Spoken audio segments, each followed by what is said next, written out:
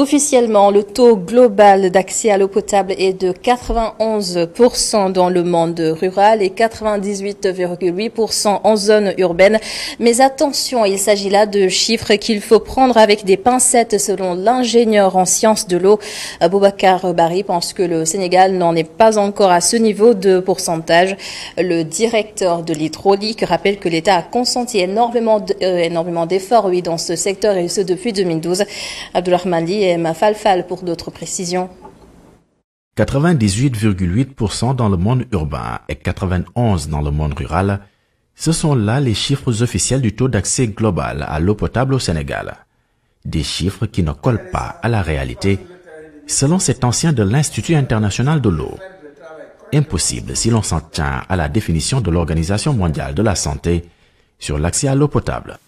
Selon l'OMS, on dit qu'il y a accès à l'eau quand la distance qui sépare le point d'eau à la maison, c'est-à-dire en termes de temps, en aller-retour, aller puiser et revenir à la maison, ne dépasse pas 30 minutes. Et vous savez comme moi que dans le milieu rural, vous avez un forage pour plusieurs types de villages et puis qui sont distants les uns des autres. Et que des fois, les gens, c'est des charrettes qu'ils utilisent pour aller prendre l'eau. Donc, quand on vous dit 90%, vous pouvez prendre ça avec des pincettes. Selon ce critère qui est accepté par la communauté de l'eau dans le monde. Un point de vue que le directeur de l'hydraulique réfute. Arona Khalidou Gueye parle d'un regain de financement dans le secteur de l'eau depuis 2012. Un investissement qui a permis d'arriver à ces statistiques. Il n'y a même pas photo entre ce qui a été réalisé comme après 2012 et ce qui a été fait avant. Donc c'est ça qui explique que en milieu urbain, quand même, il y a eu quand même un bond en avant. Mais aujourd'hui, on est dans les 98%, pratiquement en milieu urbain. En milieu rural, c'est un peu plus difficile. Si vous voulez parler du taux d'accès global, je pense que le dernier chiffre donné par la revue annuelle conjointe du PEPAM était de 94,8%. Mais ça, c'est un taux d'accès global qui cache une réalité. Nous nous en rendons compte tous les jours, les populations en milieu rural qui disent qu'elles n'ont pas d'eau. Nous le voyons tous les jours à travers les courriers qu'on reçoit, à travers les médias. Quoi de plus simple, rétorque l'ingénieur en sciences de l'eau. Boubacar Bari propose la refonte du schéma hydraulique du Sénégal.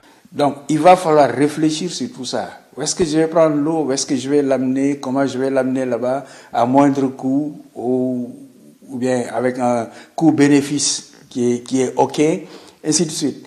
Mais c'est inconcevable que Dakar puisse prendre continuellement à puiser de l'eau à presque 250-300 km. Ça, c'est quasiment impossible. Alors que la côte, on est adossé à l'océan. Un changement auquel l'État du Sénégal a pensé avec à la clé la 3e usine de traitement d'eau potable à Keur Massar. Un investissement de 284 milliards qui va combler le déficit d'accès à l'eau potable à Dakar, rassure le directeur de l'hydraulique. Avec KMS3, 200 000 m3 par jour, bon, dans un premier temps, ce sera 100 000 m3 par jour. Ça couvrira largement le déficit actuel que nous avons au niveau de Dakar. Mais dans un horizon plus lointain, c'est en 2035, à l'échelle du pays, quand même que nous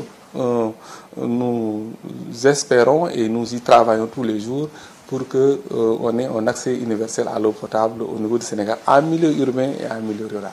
Rappelons que le ministre de l'eau et de l'assainissement, Serigne Mbaye Thiam, avait annoncé la production d'eau dans cette usine, au plus tard, ce 31 mars. Merci beaucoup Abdourahmane Ly pour toutes ces précisions. Alors nous recevons ce soir dans Confraternel